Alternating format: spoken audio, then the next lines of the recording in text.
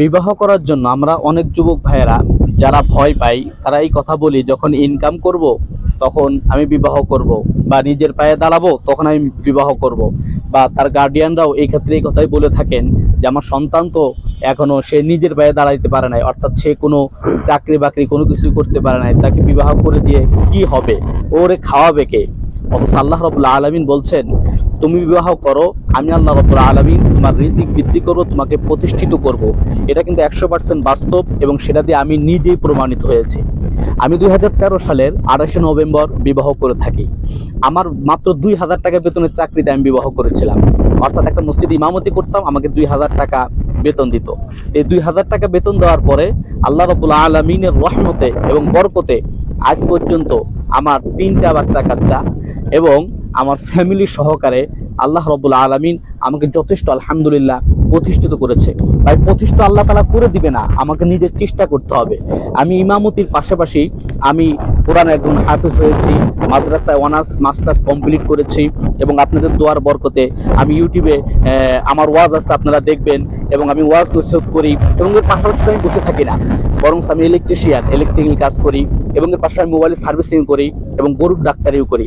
অর্থাৎ পৃথিবীতে আল্লাহ রাব্বুল আলামিন বলছেন ওয়াল্লাযীনা জাহাদু ফিনা লানাহদিয়ান্নাহুম সুবুলানা, তুমি তোমার চেষ্টা তুমি চালাও, হালাল চেষ্টা যদি হয় আমি আল্লাহ রাব্বুল আলামিন তোমাকে 100% প্রতিষ্ঠিত করব, এর ভিতরে ভুল নাই।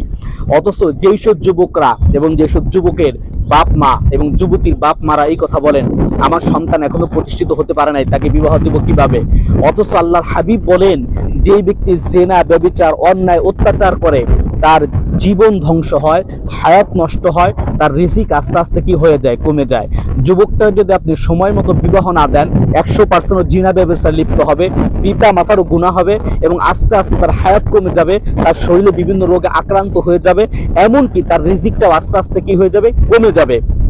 আমি আমার জীবন থেকে বলছি, 2013 সাল আমার জীবনের বিবাহর জীবন গেল, 2014 সালে আসলাম, 4000 টাকা বেতনের চাকরি শুরু করলাম।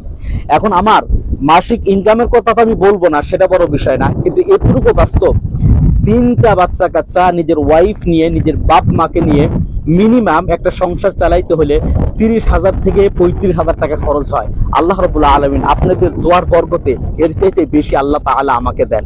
আমার বাস্তব একটা কথা কি জানেন, আমি যখন বিবাহ করার পরে আমার সর্বপ্রথম মেয়েটা হয়, আল্লাহ তাবারক তাআলা অটল আমাকে আলহামদুলিল্লাহ আল্লাহ তাআলা অনেক সুন্দর সম্পদ এবং রিজিকের ফয়সালা করে দেন।